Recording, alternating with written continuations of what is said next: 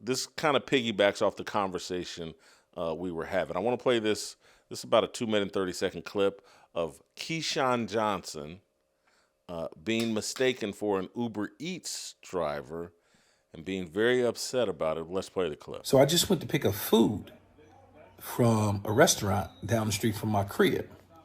And I live in an affluent neighborhood. You know, it's many different ethnicities and all of those sort of things. And people make money and, you know, they live a certain lifestyle. But because I ordered food to go tonight, because I was watching the games, basketball, football, you know, Pittsburgh game Monday night, I just want to know real quick, is it me? Am I too sensitive? So when I walk in the restaurant to pick up my food, I had somebody who's a Caucasian, I'm African-American, whatnot, ask me if I was like a Uber Eats or DoorDash or something, you know, picking up the food for delivery or whatever. She says, are you here with Uber Eats? And this isn't somebody who works there. This is somebody else who just, at the time, I think was trying to make a reservation or something. And she asked me if I was Uber Eats or something along those lines. I was like, no, hell. You know, I didn't say it that way. But I was like, no, I'm not. And then I proceed to move forward and say, everybody that's a minority isn't Uber Eats or picking up food or to go or in delivering service or nothing like that. So then she tried to back her way out of it by saying, oh, no, I didn't mean that way. So why the would you ask me if I was Uber Eats or something like that? Like, why would you even ask me some shit like that? And she goes, tell me, but I didn't say that to her. I was thinking in my mind. I just said, no, I'm not. But then she goes to ask me, how does it work? Like, what happens? And she couldn't have been no more than like 65. I mean, I understand they get plastic surgery and all that, but she couldn't have been no more than like 65 years old. But the fact that she would ask me something like that, it rubbed me the wrong way. And I just want to know what y'all think. Am I overreacting? Am I sensitive? Am I crazy? Because I don't think I'm any of them. I wanted to say to her so bad.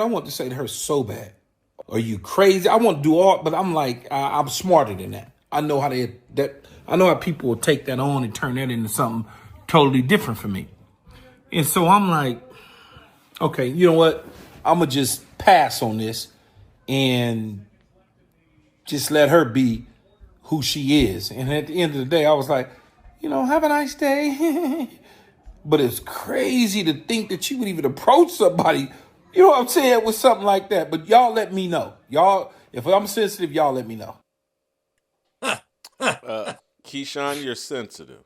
And I say that with some affection. And, you know, me and Keyshawn, you know, even going back to his playing days, there's been friction or whatever. But I like Keyshawn. But I hope there's someone in his circle that could tell him that someone asking you, hey, do you have a job? Or you're working a job or whatever, or mistaking you for someone who's working, that's not an insult. That's actually hey, are you working? Blah blah. It's just small talk conversation. Keyshawn, you're being overly sensitive. Steve, you say what? He should have said, I'm just here for my damn food. Just give me my damn food. You know what I would have said if I really wanted to be insulting? Hey, wait a minute. Aren't you the guy that used to play with Wayne Corbett? Man, I love Corbett. It's from Hofstra. You're scrappy, man. Wayne Corbett was everything I loved. That would have pissed him off. But yeah, he's being sensitive. I mean, every time I walk into a place, everyone thinks I'm a math tutor. Obviously, they never saw my grades. It is what it is. Like, look, this is something that happens a lot with older white folks, and I love those older white folks. They always call me like Oriental. And like, I don't take offense to it. It's like, I don't go around saying, well, I'm not a rug. No, it's like, that's the terminology they used way back when. Oh, you're not Oriental? Well, I am, and I'm Asian, but I'm Korean. I'm really American. I mean, always. God bless America first. But I don't take offense when older people say, God, you Orientals are so good except at driving.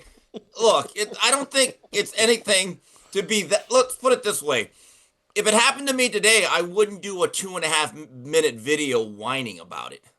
Yeah. Scap, I think this the perception is, you can speak as a white person, that white people never get asked questions like this.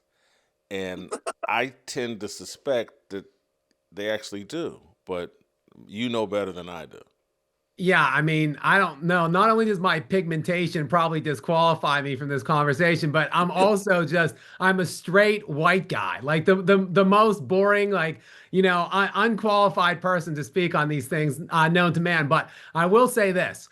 I typically, when I go to pick up food, I haven't ordered it. It's usually my wife who has done it. So I have some like text message thing, like confirmation number or something. I'm usually dressed like a scrub. I have like sweatpants on, a t-shirt, like flip-flops. So I walk in there looking like a bum, fumbling through my phone looking for something. So I have, Keyshawn, I can confirm, been asked in the past if I am an Uber Eats or a DoorDash, or if I'm picking up someone else's order. So yes, it has happened to me more than once. Guys, my big takeaway from that is, was that necessary? Was that 2.5 minute sob sesh that he posted to social media? Did we really need that? Did he need that? Like, I just don't understand what that accomplishes. That he obviously just wants either the attention or to stir up some kind of a race conversation, obviously, right? Without question.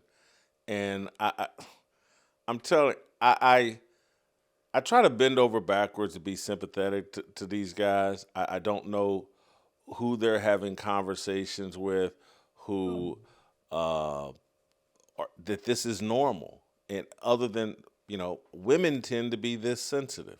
And this is where I just go back again to, like, man, if you're a product of a matriarchal culture, you're overly sensitive. Someone asked you, like, being an Uber Eats driver, that's beneath you. And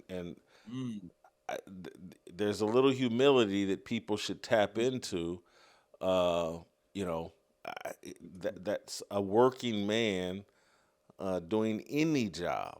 You should have some respect for, rather than denigrating. Because there's a lot of Uber Eats or Uber drive. For me, thank God for Uber Eats drivers. Thank God for DoorDash drivers. I'd shrink up to nothing without without the final thought, or we can move on. I want to make a confession. Yeah. I actually read Keyshawn's book after his rookie year. Just throw me the damn ball. Someone gave me a free copy. I was at a radio station, and they said, "Steve, you want it?" It wasn't the worst book. It wasn't going to win a Pulitzer. And I still remember it was co-written by Shelley Smith. So yeah, I want to make that confession right now. Shelley, was that the female ESPN? Yes. Maybe? Yeah. Yes.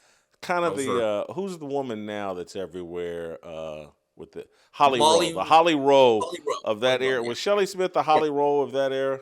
Maybe. Yes. Yeah. Yes.